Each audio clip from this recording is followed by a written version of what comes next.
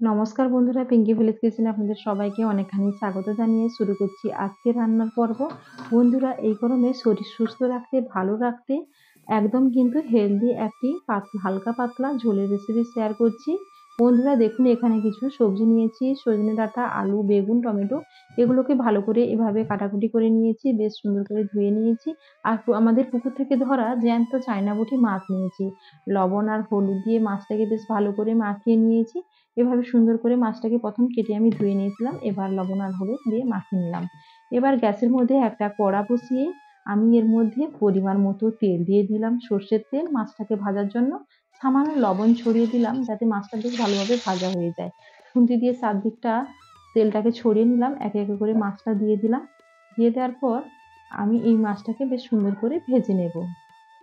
বন্ধুরা, এর আগের রেসিপিতে আমার রুই মাছের কাসন পোড়া রেসিপি কিন্তু শেয়ার করা আছে। তো আপনারা চাইলে ইউটিউব থেকে এই রেসিপিটা কিন্তু দেখে নিতে পারেন। আর আজকে যে রেসিপিটা বানাচ্ছি ঠিক একইভাবে রুই মাছের কাসন পোড়া রেসিপির মতো করে চায়না পুঁটি মাছ আর সজনে ডাঁটা দিয়ে এই রেসিপিটা আমি বানাচ্ছি। দেখুন, আপনাদের সঙ্গে কথা বলতে বলতে মাছটাও আমার ভাজা হয়ে গেছে। মাছটা ভেজে আমি তুলে নিলাম। একই তেলের মধ্যে সজনে ডাঁটা আর আলুটাকে দিয়ে বেশ সুন্দর করে ভেজে নেব। এর মধ্যে এখন দিয়ে দিচ্ছি পরিমাণ মতো লবণ আর হলুদ গুঁড়ো।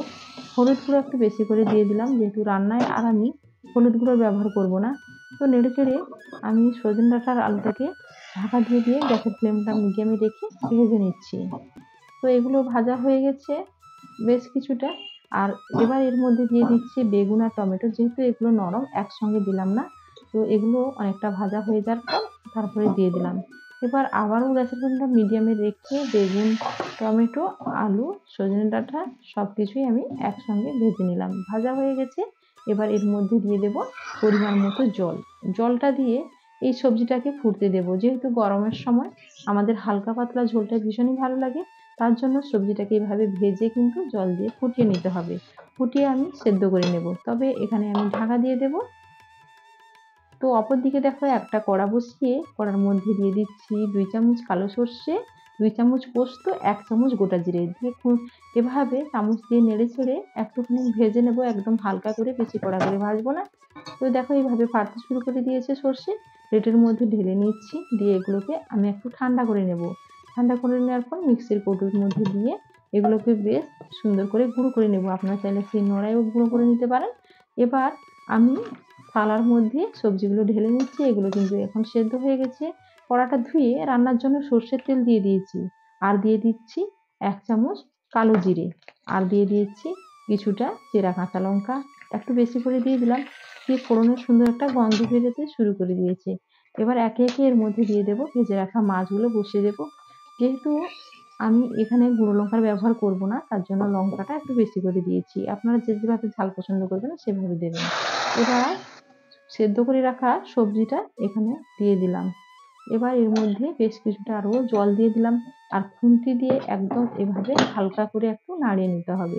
যেহেতু নিচে মাছ আছে, ভেঙে যাওয়ার চান্স আছে, হালকা করে নাড়িয়ে নিলাম। পরিমাণ মতো চিনি আর সামান্য স্বাদ মতো লবণ দিয়ে দিলাম, যেহেতু সবজিতে আগে লবণ দিয়েছি তার জন্য অল্প করে দিলাম। যে মশলাটা গুঁড়ো করেছিলাম সেই মশলাটা এখন এখানে 3 চামচ আমি দিয়ে দেবো উপর থেকে ছড়িয়ে। আর সত্যি বন্ধুরা, এই রেসিপিটা কিন্তু অত্যন্ত সুস্বাদু লাগে। আদা, রসুন, পেঁয়াজ ছাড়া এই রেসিপিটা এইভাবে কিন্তু বানিয়ে নেওয়া হয়। তো অনেকটাই এই রেসিপিটা রুই মাছের কাসন পোড়া রেসিপির মতো আমি করে বানিয়েছি। তো এইভাবে আপনারা বানিয়ে খেয়ে দেখবেন, ভীষণই ভালো লাগে গরমের সময়। একদম হালকা পাতলা ঝোল। তো ঢাকা দিয়ে আমি এখন ফুটিয়ে নিলাম বেশ কিছুক্ষণ। যেহেতু সবজি আগে থেকে সেদ্ধ ছিল, তো খানিকক্ষণ ফোটানোর পর হয়ে গেছে। এবার এই সময় কিন্তু সুন্দর একটা ফ্লেভার ছাড়তে শুরু করে দিয়েছে। আর উপর থেকে দিয়ে দিলাম সামান্য কোচানো ধনেপাতার কুচি। আর যেই মশলাটা গুঁড়ো ছিল সেই মশলাটা এখন উপর থেকে আরও 1 চামচ ছড়িয়ে দিলাম। দিয়ে খুন্তি দিয়ে একটুখানি নাড়িয়ে নিলাম। তো ঝোলটা ফুটছে, দেখো কতটা লোভনীয় স্বাদের। আমাদের এই ঝোলটা কিন্তু রেডি হয়ে গেছে, হালকা পাতলা ঝোল। তো দেখো বন্ধুরা, রেসিপিটা একদম কিন্তু রেডি হয়ে গেছে। ফুটিয়ে নিলাম, এবার গ্যাসের ফ্লেমটা অফ করে দেব।